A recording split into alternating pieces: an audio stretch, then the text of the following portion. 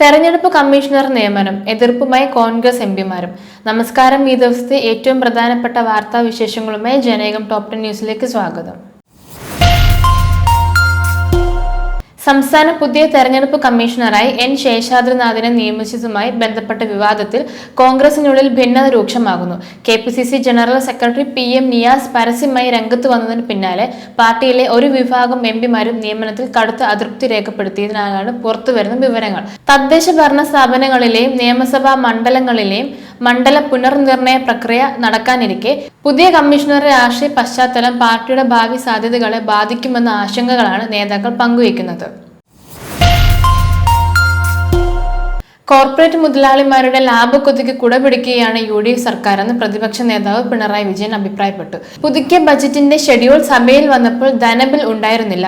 മദ്യ കമ്പനിക്കുള്ള നികുതി ഇളവിന് സാധൂകരണം നൽകാൻ വളരെ ധൃതിപ്പെട്ട് ധനകാര്യ ബിൽ അജണ്ടയിൽ തിരികെ കയറ്റിയെന്നും അദ്ദേഹം പറഞ്ഞു. നിയമപരിപാലനത്തിനല്ലാതെ പോലീസ് യൂണിഫോം ഇട്ട് ഉദ്യോഗസ്ഥർ മതപരമായ ചടങ്ങുകളിലും ആഘോഷങ്ങളിലും പങ്കെടുക്കുന്നതിന് വിലക്കുമായി സംസ്ഥാന പോലീസ് മേധാവി. ഡ്യൂട്ടിയുടെ ഭാഗമല്ലാതെ ആരാധനാലയങ്ങളിലെ ചടങ്ങുകൾ, ഉദ്ഘാടനങ്ങൾ, ഉത്സവ ആഘോഷങ്ങൾ എന്നിവയിൽ പങ്കെടുക്കുമ്പോൾ യൂണിഫോം വേണ്ടെന്നാണ് റവാഡ ചന്ദ്രശേഖരന്റെ സർക്കുലർ. പോലീസുകാർ മതപരമായ ആഘോഷങ്ങളിൽ പങ്കെടുക്കുന്നതിന്റെ ദൃശ്യങ്ങൾ റീൽസായും മറ്റും പ്രചരിപ്പിക്കുന്ന സാഹചര്യത്തിലാണ് ഈ നിർദ്ദേശം.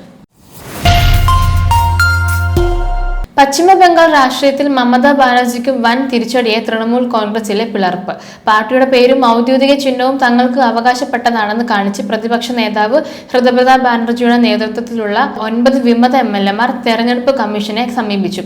തെരഞ്ഞെടുപ്പ് കമ്മീഷൻ ഓഫീസിലെത്തിയ വിമത നേതാക്കൾ മുഖ്യ തെരഞ്ഞെടുപ്പ് കമ്മീഷണർ ഗ്യാനേഷ് കുമാറുമായി കൂടിക്കാഴ്ച നടത്തിയാണ് തങ്ങളുടെ അവകാശവാദം ഉന്നയിച്ചത്. പ്രതിരോധ സാമ്പത്തിക മേഖലകളിൽ നിർണായകമായ പുതിയ കരാറുകളുമായി ഇന്ത്യയും ജപ്പാനും. പ്രധാനമന്ത്രി നരേന്ദ്രമോദിയും ജപ്പാൻ പ്രധാനമന്ത്രി സനെ താക്കേച്ചിയും തമ്മിൽ നടത്തിയ ഉഭയകക്ഷി ചർച്ചകൾക്ക് പിന്നാലെയാണ് ഇരു രാജ്യങ്ങളും സംയുക്ത പങ്കാളിത്ത പദ്ധതികൾ പ്രഖ്യാപിച്ചത്. സൈനിക ഹാർഡ്വെയറുകൾ സംയുക്തമായി വികസിപ്പിക്കാനുള്ള പ്രതിരോധ കരാറും പുതിയ സാമ്പത്തിക പങ്കാളിത്തവും ഇതിൽ ഉൾപ്പെടുന്നു. വെള്ളാപ്പള്ളി നടേശന് നൽകിയ പത്മഭൂഷൺ പുരസ്കാരത്തിൽ ഇടപെടാനാവില്ലെന്ന് ഹൈക്കോടതി. പുരസ്കാരം റദ്ദാക്കണമെന്നാവശ്യപ്പെട്ട് പൊതു താൽപര്യ ഹർജിയിലാണ് നിലപാട് അറിയിച്ചത്. കേസുകൾ നിലവിലുണ്ടെന്ന കാരണത്താൽ ഒരാളെ കുറ്റക്കാരനായി കണക്കാക്കാനാവില്ലെന്നാണ് ഉത്തരവിൽ ഹൈക്കോടതി ഡിവിഷൻ ബെഞ്ച് വ്യക്തമാക്കിയത്. കേരളത്തിൽ ശക്തമായ മഴ തുടരും. 3 ജില്ലകളിലാണ് ഇന്ന് യെല്ലോ അലർട്ട് പ്രഖ്യാപിച്ചിരിക്കുന്നത്. കാസർഗോഡ്, കണ്ണൂർ, കോഴിക്കോട് എന്നീ ജില്ലകളിലാണ് യെല്ലോ അലർട്ട്. മറ്റു ജില്ലകളിൽ മഴ മുന്നറിയിപ്പില്ല. നടി ലക്ഷ്മിപ്രിയക്കെതിരെ നൽകിയ പരാതിയിൽ പോലീസ് നടപടിയെടുക്കുന്നില്ലെന്ന് ചൂണ്ടിക്കാട്ടി നടി അൻസിബ ഹസൻ കോടതിയെ സമീപിച്ചു. സോഷ്യൽ മീഡിയയിലൂടെ തന്നെ അധിക്ഷേപിച്ചെന്ന പരാതിയിൽ പാലാരിവട്ടം പോലീസ് നടപടി സ്വീകരിക്കുന്നില്ലെന്ന് ആരോപിച്ചാണ് Ansiba Ernakulam judicial first class magistrate കോടതിയിൽ ഹർജി നൽകിയത്. ബംഗളൂരു സൗത്ത് ജില്ലയിലെ മാത്പട്നയ്ക്ക് സമീപമുള്ള ക്വാറിയിൽ വൻ പാറക്കല്ല് തകർന്നു വീണ് 7 തൊഴിലാളികൾ മരിച്ചു.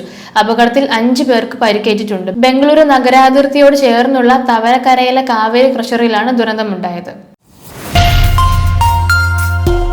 തമിഴ്നാട് രാഷ്ട്രീയത്തിൽ വൻ അട്ടിമറി. 4 മുൻ മന്ത്രിമാർ ഉൾപ്പെടെയുള്ള പ്രമുഖ AIADMK നേതാക്കൾ നടൻ വിജയുടെ പാർട്ടിയായ തമിഴക വെട്രി കഴകത്തിൽ ചേർന്നു. മുൻ മന്ത്രിമാരായ C. Vijayabhaskar, MR Vijayabhaskar, S. Valarmathi, MSM Anandan എന്നിവരാണ് TVക്ക് അംഗത്വമെടുത്തത്. ജനകം ടോപ് 10 ന്യൂസിലൂടെ വീണ്ടും കാണാം. കൂടുതൽ വാർത്തകൾക്കും വിശേഷങ്ങൾക്കുമായി ജനകം വെബ്സൈറ്റ്, YouTube ചാനലുകൾ സന്ദർശിക്കുക.